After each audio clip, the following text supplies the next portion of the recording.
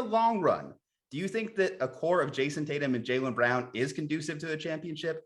And what are your thoughts on where this team kind of like peaks? That's a great question. I think it is those two guys.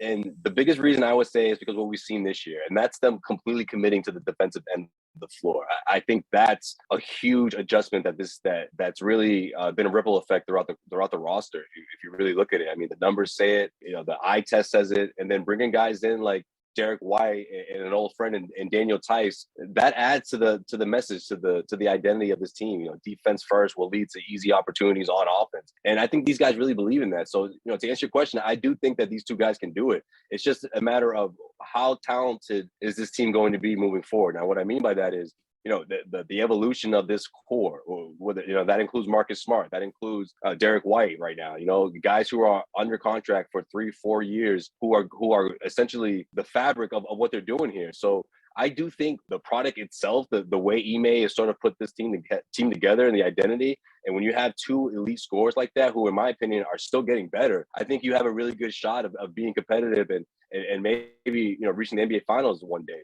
But it's gonna take finding out how all these parts all come together, and essentially that second unit. Now, I like this team as a dark horse going into the Eastern Conference. I do think they have a legitimate shot to knock out anyone in the East, but I just don't see them as a team that can, if they were to make the finals, that there's a list of teams in the Western Conference that they can be. I just think it's really difficult with the small sample size and also not knowing how they're going to respond against elite talent. And Celtics fans may not want to hear this, or maybe they do, because maybe they should rather. But things have been kind of easier for the Celtics, so to speak, right? Even when they face some of the top teams, some of their top guys weren't playing on the other side, whereas the Celtics were completely healthy. That core has been healthy. Those four guys, have been available, which wasn't the case last year.